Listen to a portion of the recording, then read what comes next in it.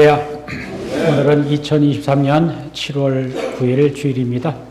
오늘 하나님께 예배드리기 위해 나오신 성도님들 진심으로 환영합니다. 예배드리기 전 먼저 교회 소식 말씀드립니다. 오늘 신규 후에 7월 정기 임원회가 있습니다. 임원들은 모두 참석하시기를 바랍니다. 교회 소식입니다.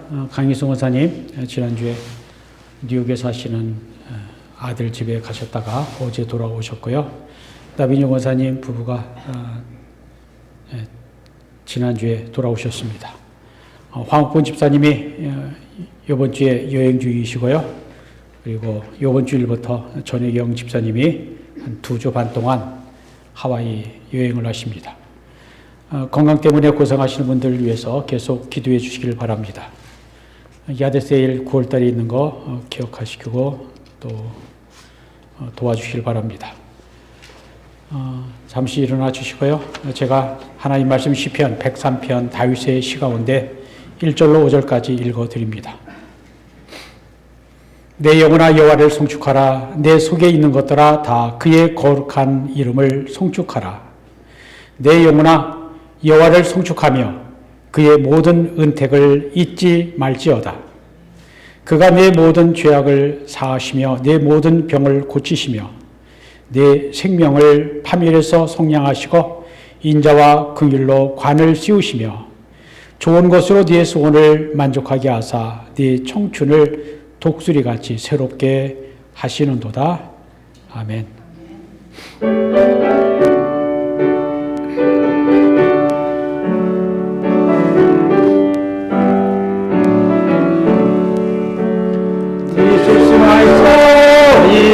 This is my song, praising my Savior all the day long. This is my story, this is my song, praising my Savior all the day long. 이곳이 나의 안녕이요, 이곳이 나의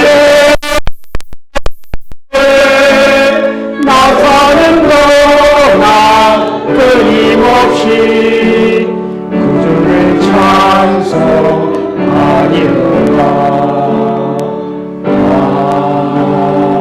아멘. 사도신경으로 우리의 신앙을 고백합니다.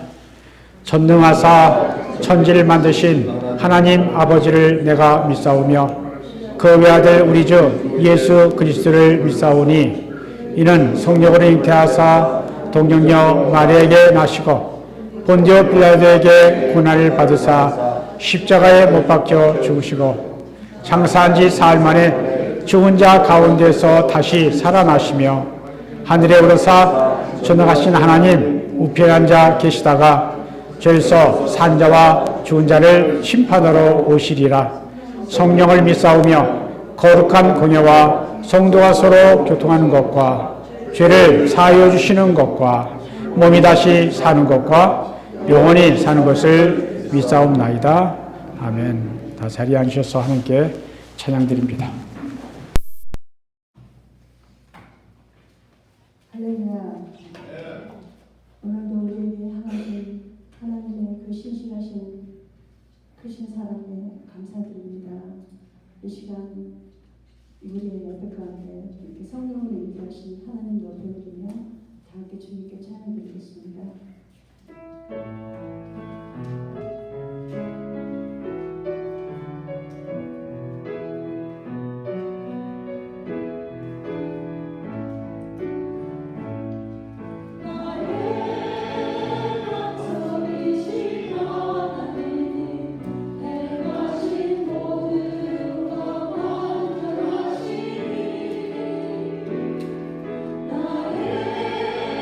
생명 되시라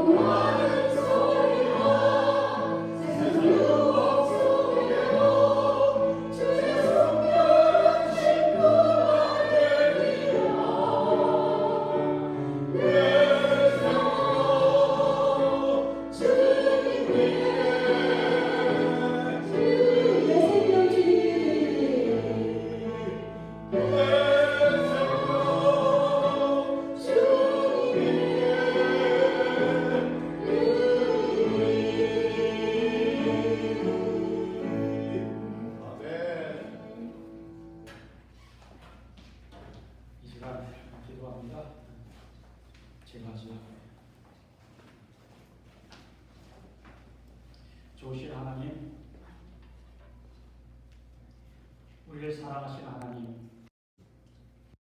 오신 하나님, 감사합니다. 오늘도 저희가 이렇게 모여 우리 하나님께 찬양을 올려드리며 십자가 바라보며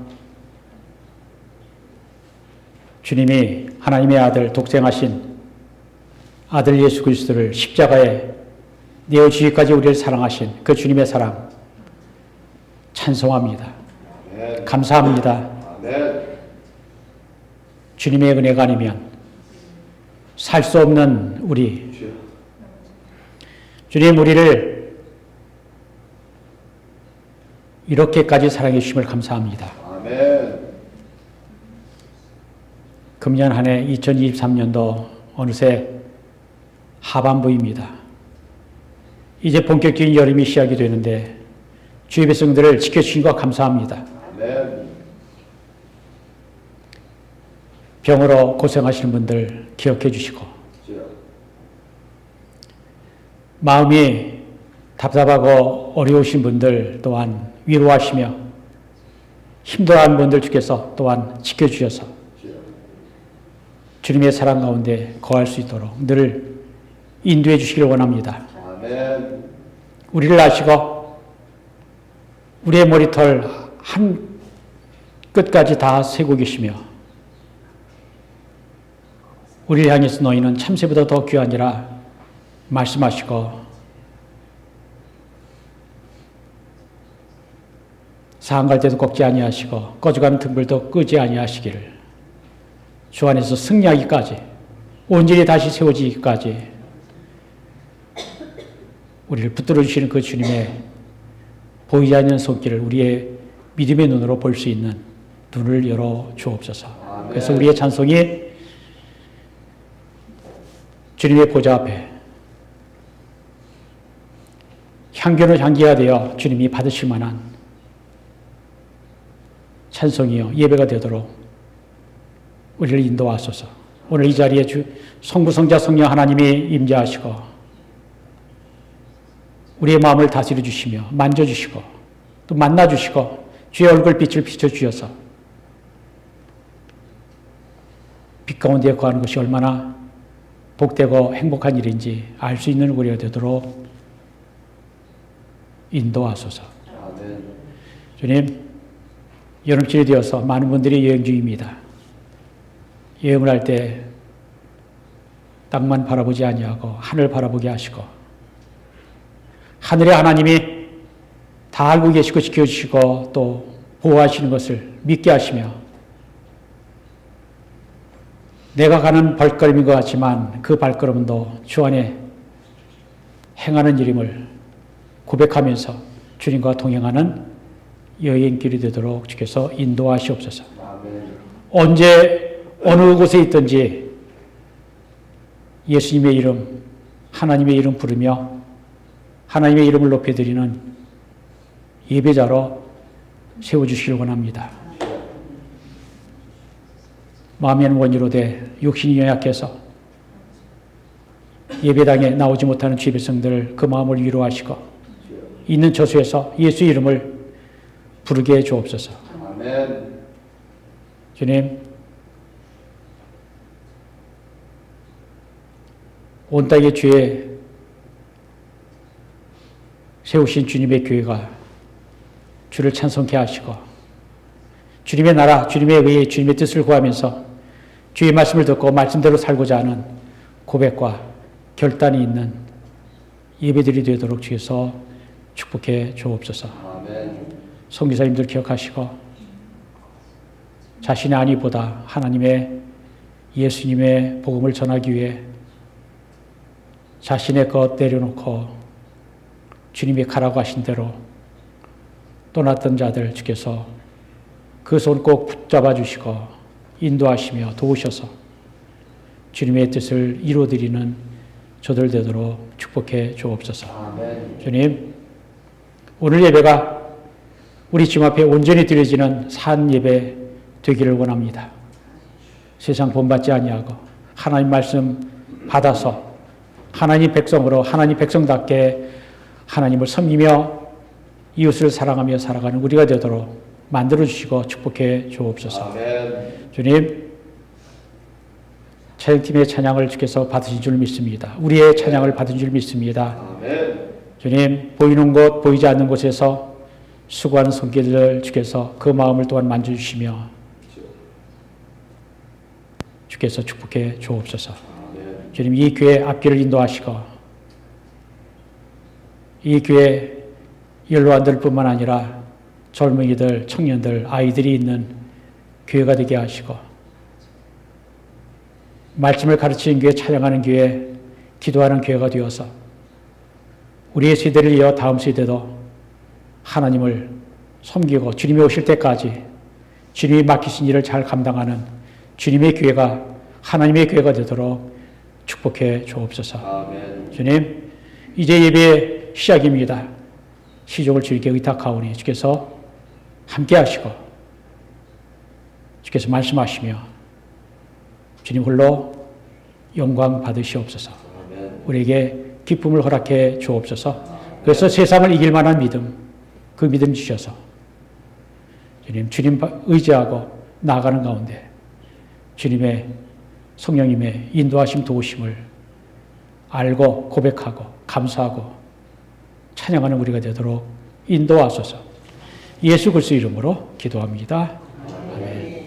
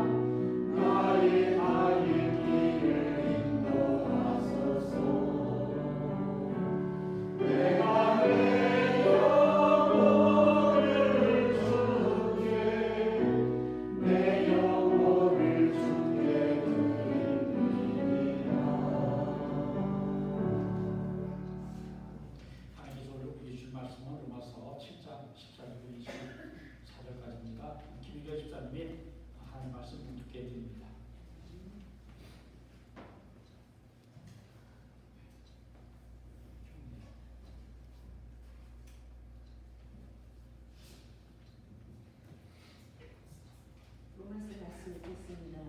우리가 율법은 신령한 줄 알거니와 나는 육신에 속하며 죄 아래 되었도다.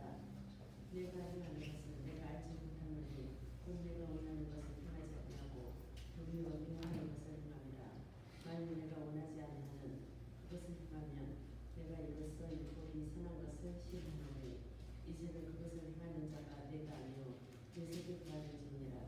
내 속 곧 내 육신에 선한 것이 거하지 아니하는 줄 아노니 원함은 내게 있으나 선을 행하는 것은 없노라. 내가 원하는 바 선을 행하지 아니하고 도리어 원하지 않는 바 악을 행하는도다.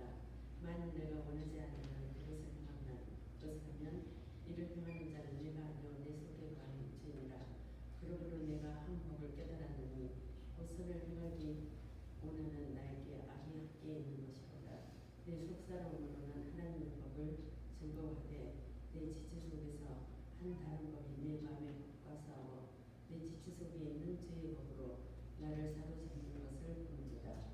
오호라 나는 공고한 사람이로다.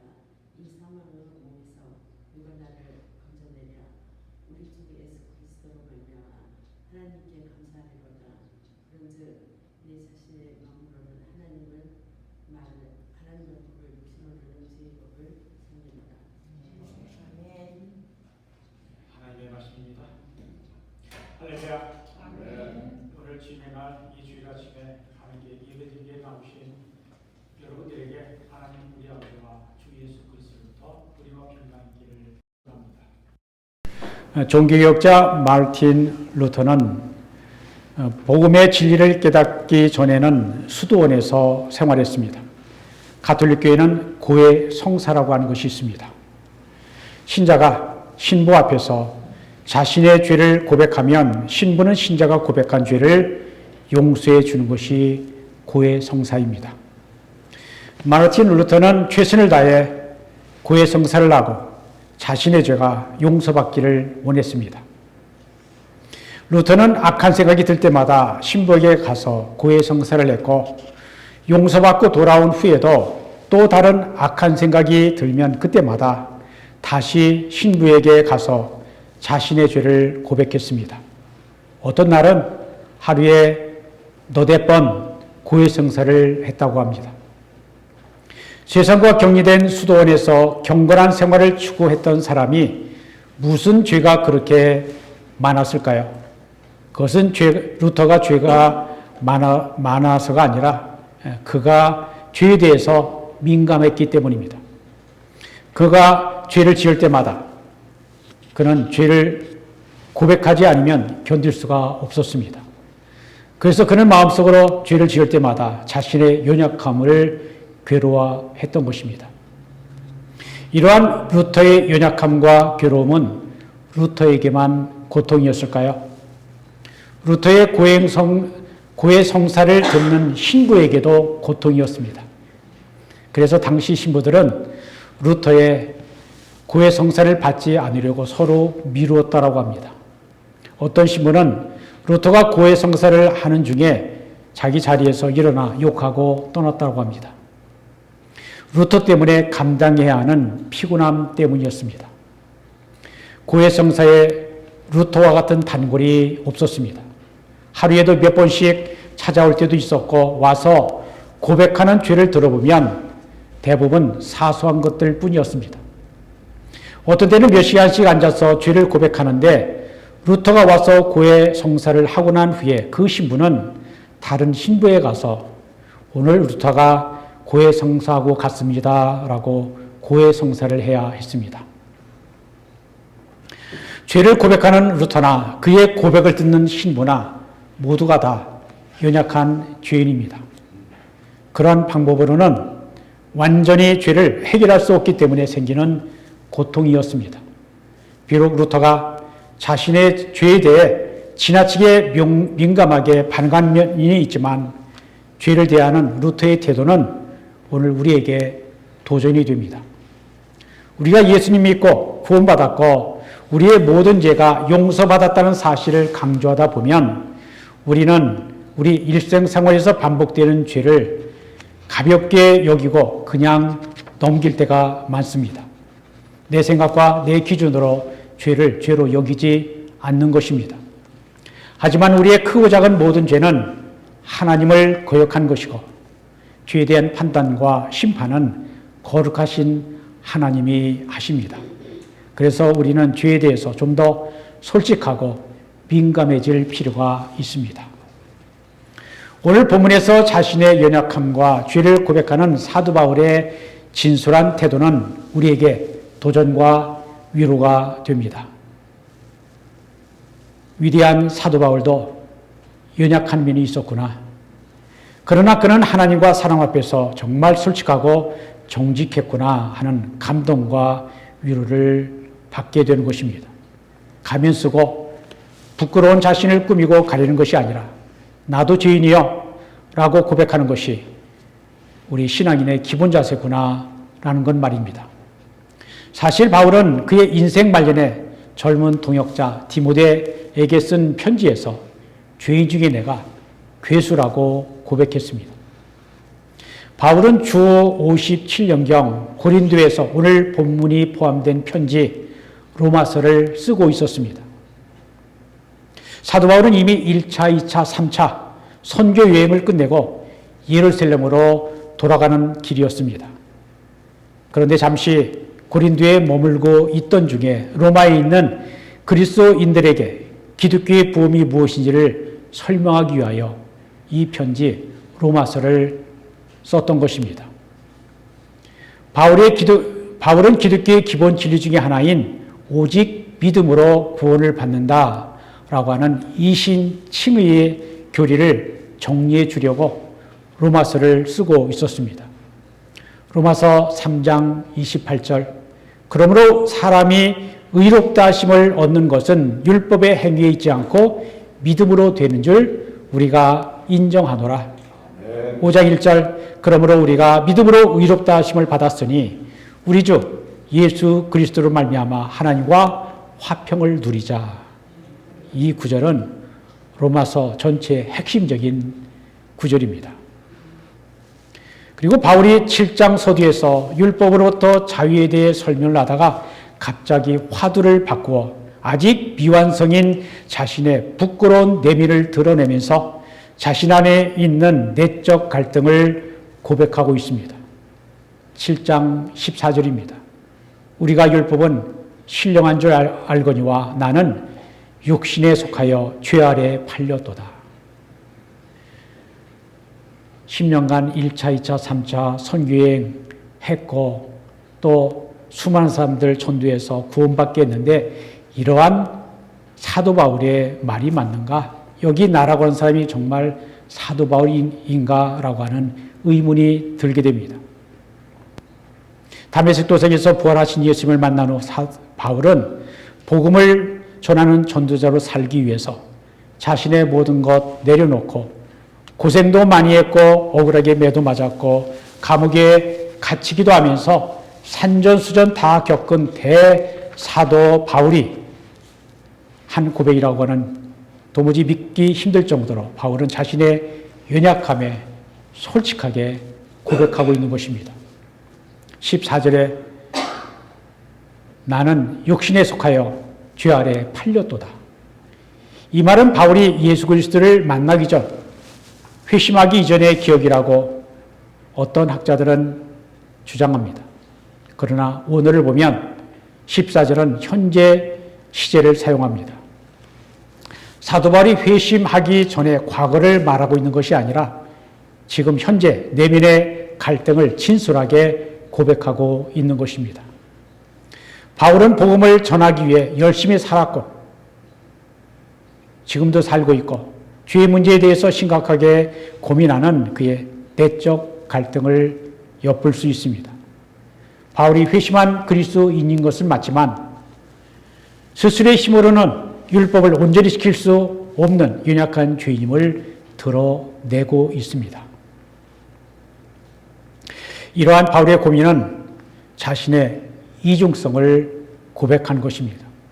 하나님의 법도 사모하고 또 어떤 때는 죄의 법도 섬기는 나는 하나가 아니라 어쩌면 둘인 것 같다라고 하는 고민입니다. 다른 사람들을 가르치는 사람은 늘 이상적이고 완전한 삶을 말하고 가르칩니다. 하지만 나도 말씀을 잘 못 지키면서 남들에게 이렇게 하라고 말할 수 있나?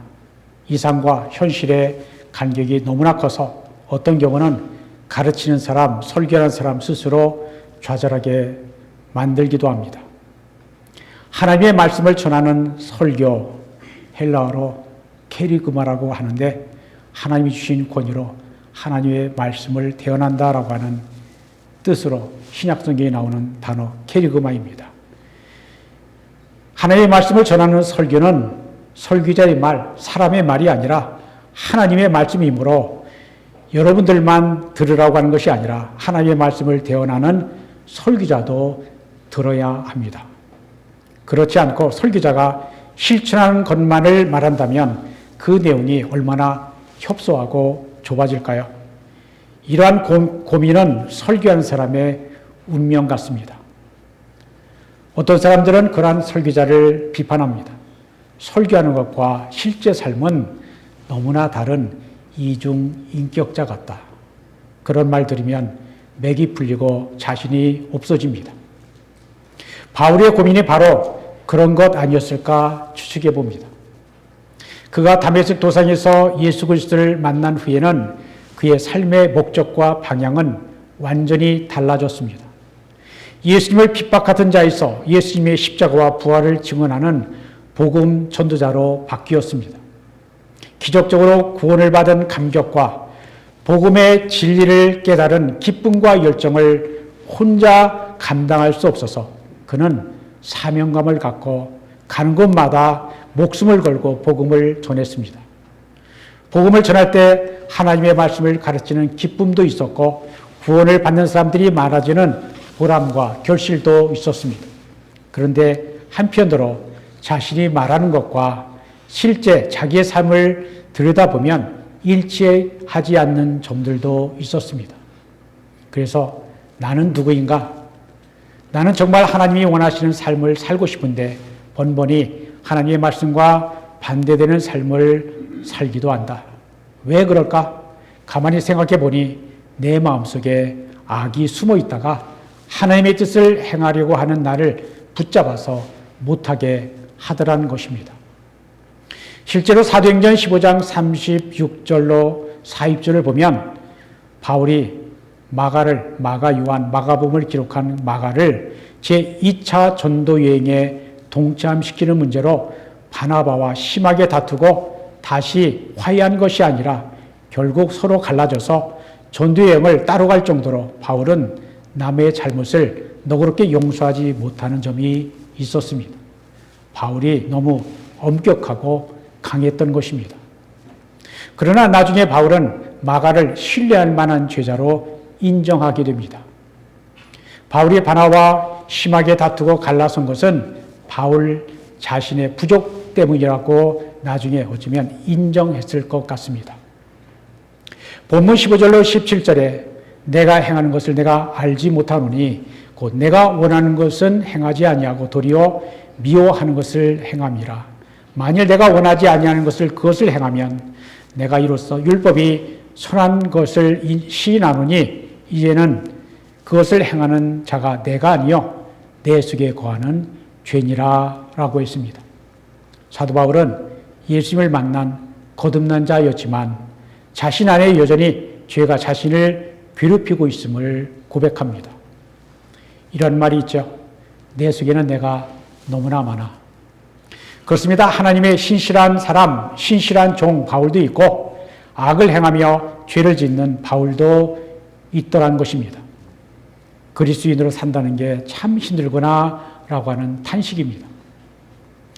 그래서 사도 바울은 24절에서 이렇게 탄식합니다. 오라 나는 곤고한 사람이로다. 여기 곤고한이라고 하는 원어는 비참함이라고 하는 뜻인데 매우 곤란하고 어렵게 살아간다고 하는 뜻입니다. 사실 로마서 7장 14절로 24절까지는 해석하기가 난해한 본문입니다. 로마서 7장 전체에서 30번 이상 언급된 나 혹은 내가는 과연 누구인가 하는 문제를 가지고 기독교 역사 2000년 동안 수많은 신학자들과 설교자들이 논쟁을 했습니다.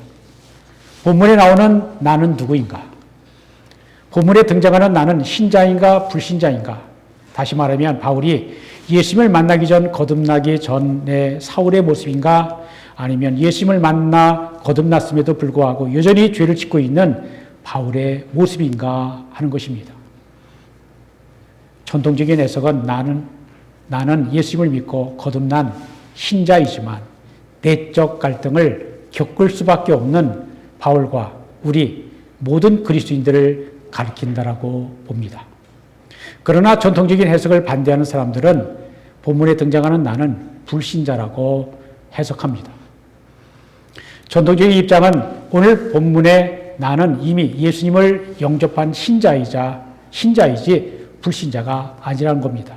왜냐하면 그는 하나님의 뜻을 행하려고 하는 간절함이 있기 때문입니다. 그는 하나님의 법을 즐거워한다라고 22절에서 말씀합니다. 거듭나지 아니한 사람이 하나님의 법을 즐거워할 수 있을까요? 어떤 사람은 불신자들 가운데에도 양심적이고 선을 추구한 사람이 있다라고 하는 것을 그 증거로 듭니다. 그러나 거듭나지 아니한 사람은 자신들이 설정한, 자신들이 세운 윤리적 기준을 추구하고 그러한 의로움을 사모할 수는 있어도 자신이 하나님이 정하신 법과 말씀을 즐거워하지는 않습니다. 또한 본문에 나오는 나는 자신의 연약함과 부패성을 깊이 인식하고 있습니다. 18절에 말하죠. 내 속 곧 내 육신에 선한 것이 거하지 아니한 줄을 아노니 원함은 내게 있으나 선을 행하는 것은 없노라 라고 했습니다. 이것은 거듭나기 전에 바울의 모습과는 전혀 다른 모습입니다. 바울이 주님을 만나기 전까지는 자신이 율법의 의로는 흠이 조금도 없는 자라고 생각했던 바리새인 중에 바리새인이었습니다. 그러나 다메섹 도상에서 주님을 만난 후에는 복음의 참된 의미를 깨닫고 그 빛 가운데 드러난 자신의 부패함을 보게 되었습니다. 반면에 본문에 등장하는 나는 불신자라고 주장하는 근거는 여기에 묘사된 사람은 아직 죄의 지배에서 벗어나지 못한 상태에 있다는 점을 듭니다. 그 사람은 비록 하나님의 법을 행하려고 하는 선한 뜻과 의지를 가지고 있더라도 죄의 속박에서 자유하지 못한 사람입니다. 선을 행하려는 마음의 원은 있어도 그런 의지와는 정반대로 결국 죄를 짓고 마는 죄의 지배 아래에 있는 사람입니다. 곧 죄의 종인 것입니다. 그러므로 본문에 등장하는 나는 불신자로 해석해야 한다는 것입니다. 여러분, 우리는 마음으로 선을 원하지만 결국 악을 행할 수밖에 없는 존재일까요? 하나님을 순종하고 하나님의 말씀을 따르려는 것은 오직 마음뿐이고 실제로는 불가능한 일일까요? 죄에 대한 승리의 가능성은 조금도 없을까요? 그리스도의 삶은 마음으로는 간절히 원하지만 말씀대로 살지 못하는 실패와 좌절을 끊임없이 맛보고 살 수밖에 없는 곤고하고 비참한 삶일까요? 여기에서 우리는 어느 쪽 입장도 전통적인 해석 그리고 전통적인 해석에서 벗어나는 그 해석도 선택하기 어려운 딜레마에 빠지게 됩니다. 양쪽 해석 모두 일리가 있는 동시에 문제가 있기 때문입니다. 그래서 이 두 해석의 중도적인 입장은 이 본문이 거듭나기 전에서 거듭난 상태로 전환하는 개종이나 회심 때의 경험을 묘사한 것으로 봅니다. 20세기에 저명한 강해 설교자 로이드 존슨이나 또 칼빈 신학교 교수였던 벤스트라고 하는 사람이 그런 식으로 오늘 본문을 해석했습니다. 또 다른 해석은 본문은 거듭난 자의 경험을 묘사한 것은 맞지만 정상적인 그리스도인의 모습이 아니라 미성숙한 아이와 같은 그리스도인, 즉 육적인 그리스도인을 말한다는 것입니다. 많은 그리스도인들이 죄의 지배에서 벗어나지 못하고 실패와 좌절과 탄식이 계속되는 곤고한 삶을 살고 있다는 것입니다. 그러나 우리 그리스도인들이 이 땅 위에 사는 동안 오늘 본문에 묘사된 내적인 갈등에서 완전히 벗어날 수 있을까요? 저는 비록 거듭난 그리스도인이라 할지라도 죄로 인한 내적 갈등에서 완전히 자유할 수 없다라고 생각합니다. 생각해 보십시오. 여러분들이 예수님 믿은 후에도 나는 원하지 않는데 원하지 않는 것을 하는 나를 발견할 때가 있지 않습니까? 내 안에 하나님을 사랑하고 말씀대로 순종하기를 원하는 내가 있고 내 안에 육신의 욕심을 따라 원치 않는 악을 행하는 나도 동시에 있는 것입니다. 사도 바울도 오늘 본문 21절에서 이렇게 말합니다. 그러므로 내가 한 법을 깨달았노니 곧 선을 행하기 원하는 나에게 악이 함께 있는 것이로다. 우리가 나이가 많아지고 인격이 성숙해지고 신앙이 깊어지면 그런 고민과 갈등에서 완전히 해방될 수 있을까요? 저는 아니라고 생각합니다. 우리는 평생 이러한 내적인 갈등과 싸움을 해야 합니다. 왜냐하면 우리는 모두 불완전한 인간이기 때문입니다. 예수님을 믿은 후에도 말씀을 알아도 신앙이 있어도 때로는 이러한 내적 갈등과 곤고한 상태에 빠질 수가 있습니다. 그런데 우리에게 소망이 있습니다. 우리가 이 난해한 구절을 바르게 해석하는 열쇠는 로마서 7장과 8장을 밀접하게 연결하여 해석해야 합니다. 로마서 7장만을 분리시켜 놓고 여기에 묘사된 상태가 거듭나기 이전인지 후인지를 따지는 것은 적절치 못하다고 생각합니다. 로마서 7장에서는 신자의 비참한 상태를 묘사했다면 다른 한면은 로마서 8장에서 발견할 수 있기 때문입니다. 로마서 7장과 8장이 합쳐져서 거듭난 자의 모습을 온전히 묘사하는 한 폭의 그림이 되는 것입니다. 바울은 로마서 7장에서 신자의 모습을 율법과 육신의 관점에서 조명하였습니다. 육신의 연약함 때문에 율법을 온전히 지킬 수 없다라고 하는 사실과 우리 안에 역사하는 죄와 사망의 법이 그 악한 세력이 얼마나 강력한지를 밝혀주었습니다.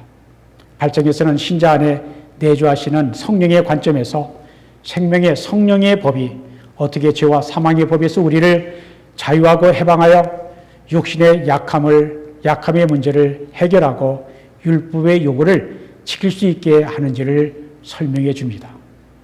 바울은 우리를 죄의 율법에서 자유케 하시는 그리스도와 성령의 은혜가 얼마나 크고 놀랍고 풍성한지를 보여줍니다. 오늘 본문 로마서 7장은 우리 안에는 죄와 사망의 법과 세력이 역사하기 때문에 내 힘만을 의지하면 쓰러질 수밖에 없고 하나님의 법대로 살 수 없다는 것을 깨닫게 하는 것입니다. 동시에 로마서 8장은 우리는 약하나 우리 안에 내주하시는 성령으로 말미암아 우리는 죄와 악한 사단의 세력을 넉넉히 이기고 승리할 수 있다라고 하는 확신을 갖게 합니다. 우리의 신앙생활은 이 두 가지 확신이 있어야 합니다. 내 힘만 의지하면 쓰러질 수밖에 없다라고 하는 자신에 대한 철저한 무력감과 더불어 내게 능력 주신 자 안에서 내가 모든 것을 할 수 있다라고 하는 믿음과 확신이 있어야 합니다. 우리 신앙생활의 문제는 이 둘 중에 어느 하나가 없기 때문에 발생합니다. 어떤 이는 자신의 연약함은 뼈저리게 느끼지만 자신의 무력함을 바라보고 이김을 주시는 성령의 능력을 온전히 신뢰하지 못합니다. 나의 부패, 불완전을 지나치게 강조하다 보면 패배주의에 빠질 수 있습니다. 나는 어쩔 수 없이 안 돼, 죄질을 지을 수밖에 없어 라고 절망하게 됩니다. 반대로 주님 안에서 승리할 수 있다는 확신은 있으나 자신의 연약함에 대한 인식이 부족하면 실제로 성령의 능력보다는 자신의 힘을 더 의지하게 됩니다. 성령만 의지하기에는 아직 육신의 생각이 너무 강한 것입니다. 우리가 육신의 욕심을 줬거나 습관적인 죄악으로 인해 성령이 우리 안에서 능력으로 역사하지 않을 때 우리는 영적인 곤고함을 체험하게 됩니다. 그래서 오라, 나는 곤고한 사람이구나 라고 고백할 수밖에 없습니다. 하지만 사도 바울은 영적인 사람이라 이러한 곤고하고 비참한 상황 속에서 구원자의 도움을 요청합니다. 25절 하반부죠. 이 사망의 몸에서 누가 나를 건져내랴. 그랬더니 예수님이 보이기 시작합니다. 25절 앞부분에서 우리 주 예수 그리스도 말미암아 하나님께 감사하리로다 라고 감사 찬송합니다. 25절에서 우리 주 예수 그리스도를 말미암아 하나님께 감사하리로다 라고 하는 감사 찬양을 하는데 이 감사 찬양의 이유는 25절 후반부에 그런즉 내 자신이 마음으로는 하나님의 법을 육신으로는 죄의 법을 섬겨노라 라는 때문이 아니라 8장 1절 이제 그리스도 예수 안에 있는 자에게는 결코 정죄함이 없노라 하는 것이기 때문입니다. 우리의 삶이 로마서 8장에서 약속된 승리와 자유를 누림보다 로마서 7장에 묘사된 실패와 죄의 누의 상태를 더 자주 경험하는 것은 우리가 성령 충만하지 않다라고 하는 증거가 됩니다. 우리들이 성령으로 충만하면 우리 안에서 죄의 세력과의 치열한 내적 싸움은 계속되지만 죄와 사망의 권세를 넉넉히 이기는 생명의 성령의 능력, 곧 부활의 능력을 충만히 누리게 되기 때문입니다. 우리의 삶 속에 오라 나는 공고한 사람이다 라는 탄식은 있지만 그 탄식이 절망으로 끝나는 것이 아니라 항상 우리에게 이김을 주시는 우리 주 예수 그리스도를 말미암아 감사하는 찬송으로 이어지는 것입니다. 성령 충만한 삶에는 탄식과 감탄이 공존합니다. 성령으로 충만하면 곤고한 상태에서의 탄식이 완전히 없어지리라고 하는 것은 잘못된 기대입니다. 곤고함과 비참함의 탄식이 없을 때에 예수 그리스도를 통한 구원의 감사도 사라지게 됩니다. 이 탄식이 없을 때 우리는 더 이상 예수님을 의지하지 않을 것입니다. 성령의 능력을 간절히 추구하지도 않을 것입니다. 결국 탄식을 감사의 찬양으로 바꾸시는 주님의 놀라운 구원의 능력을 매일 느끼지도 못할 것입니다. 우리의 약함과 죄의 비참으로부터 오는 탄식은 죄로부터의 해방으로에서 오는 감격과 기쁨을 더 크게 만들어 줍니다. 이 탄식이 우리 자신을 의지하지 않고 주님만을 바라보게 합니다. 주님의 십자가만을 자랑하게 합니다. 성령이 충만하면 이 탄식이 더 깊어져서 더 완전한 성화로에 주님을 닮아가고자 하는 갈망과 소망을 고취시킵니다. 우리가 예수님을 믿는데도 내적인 갈등과 고통이 있는 것을 이상하게 생각하지 마시기 바랍니다. 사도 바울도 탄식했습니다. 우리가 예수님 믿고 따르는 탄식을 한다는 것은 이미 내 안에 영적 싸움을 하고 있다는 것이고, 내 안에 영적 싸움이 있다라고 하는 것은 아직 내가 영적으로 살아 있다라고 하는 증거입니다. 내 안에 새 생명이 있기 때문에 죄로 인한 갈등도 생기는 것입니다. 죽은 자는 결코 싸우지 않습니다. 살아있는 자가 싸우는 것입니다.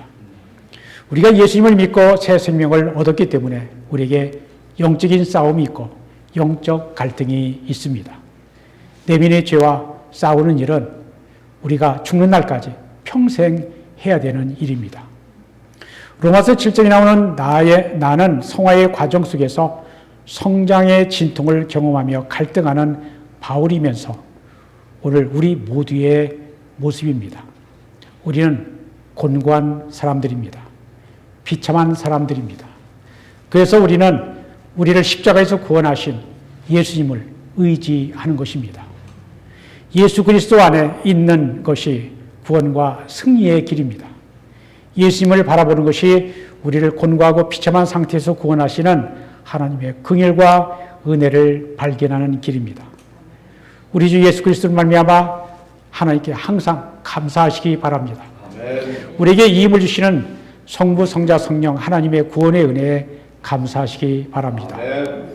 우리의 신앙생활은 곤고한 탄식을 감사와 기쁨의 찬송으로 바꾸시는 우리 주 예수 그리스도의 십자가의 구원의 은혜와 날마다 내 힘이 아닌 주님이 주시는 힘, 성령의 능력으로 살아가는 것입니다. 아멘.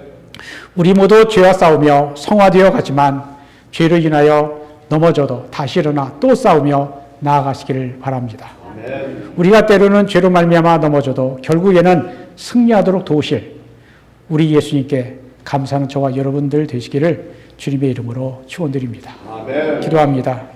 하나님 아버지, 우리의 인생이 예수 그리스도의 구원의 은혜 없이는 참으로 곤고한 인생임을 고백합니다. 우리의 죄로 인한 내적 갈등 속에서 죄에 대하여 포기하지 않고 끝까지 싸울 수 있는 힘과 용기를 주옵소서.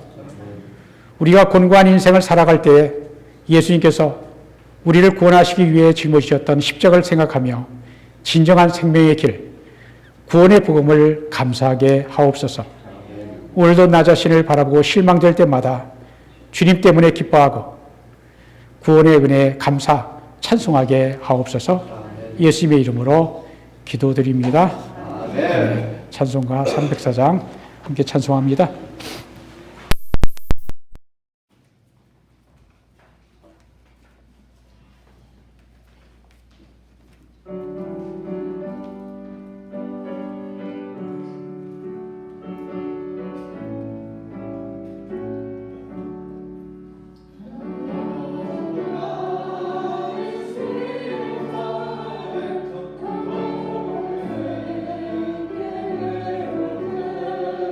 이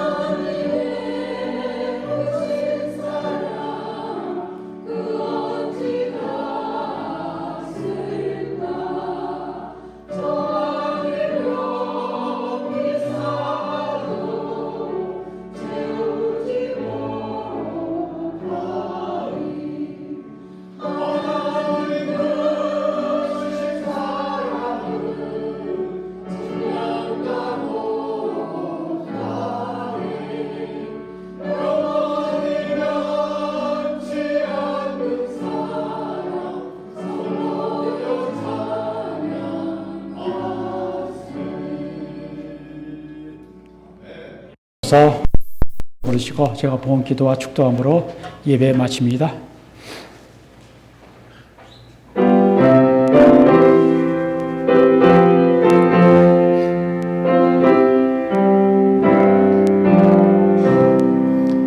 내 주 예수 주신 은혜 한없건만 내 주 안에 이 좁은 곳 다스리니 주의 내 정성을 받으소서.